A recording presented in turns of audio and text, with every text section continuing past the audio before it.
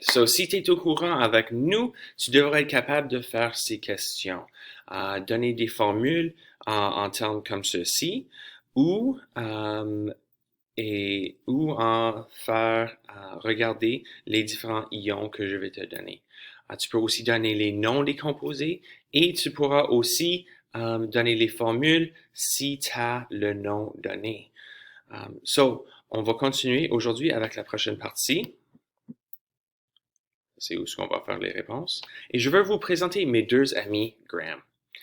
Auparavant, j'étais dans un groupe où on avait cet homme ici, très beau à son mariage. Son nom est Graham. Petit peu plus tard, un autre homme, Graham, est venu nous visiter.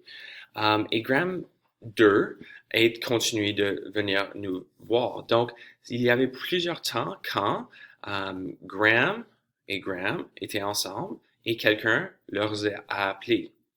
On ne savait pas c'était avec qui il voulait parler. Donc, on a divisé le système de Graham 1 et Graham 2. Et si tu veux, on peut utiliser les chiffres romains 1 et 2 pour diviser entre lesquels qu'on parle. C'est comme être sur une équipe de sport et utiliser la dernière nom des deux garçons qui sont nommés Matt. Dans ce cas, il y a actuellement un lien aux chimies avec ceci. Les composés qui sont multivalents. Si tu regardes ton tableau périodique, le milieu de ton tableau périodique, il va avoir quelques métals qui vont avoir plusieurs charges. Avec ces plusieurs charges, tu vas voir que le charge de l'ion a un chiffre romain qui va avec.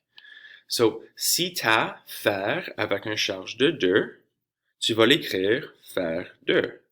Si tu as fer avec un charge de 3, tu vas écrire fer 3.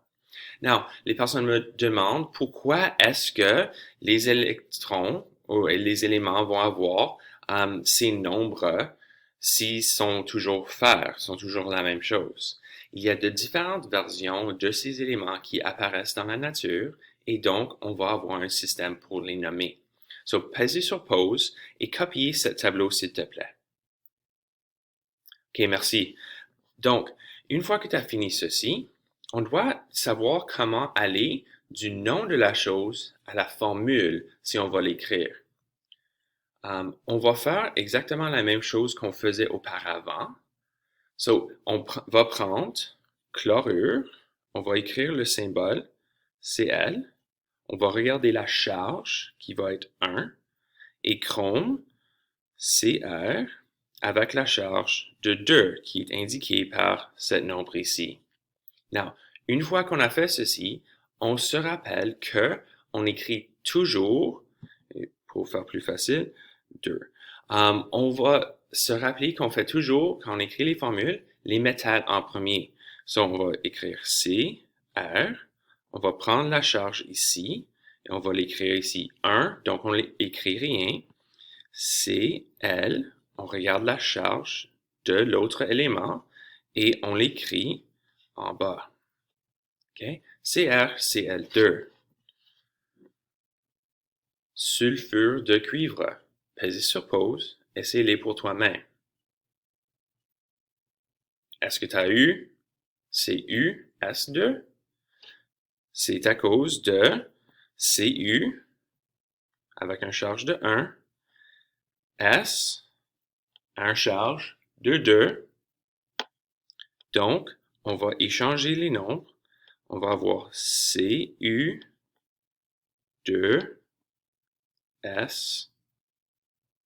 avec le 1 qu'on n'a pas besoin d'écrire. CuS, Cu2S. Okay? Si on va aller du formule au nom, on va faire l'inverse de ceci.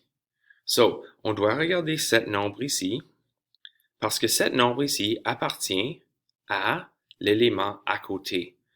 Donc, on va faire CR avec un charge de 2, BR, on sait que c'est dans la première colonne et elle a un charge de 1. C'était aussi écrit sur le tableau périodique. Mais c'est ceci qu'on veut concentrer dessus. Chrome est un métal multivalent. va le chercher sur ton tableau périodique. Il va avoir plusieurs charges. Donc, tu dois savoir quelle charge est-ce que je vais utiliser. C'est cette charge ici qui est importante.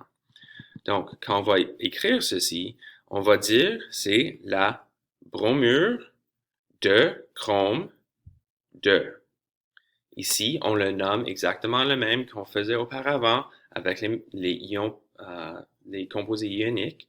Et on va avoir bromure de chrome et on regarde la charge qui a été bougée de ici à ici. Et c'est la bromure de chrome 3. Voici les questions pour pratiquer ces concepts. Pesez sur pause, essayez-les et on se revoit la prochaine fois.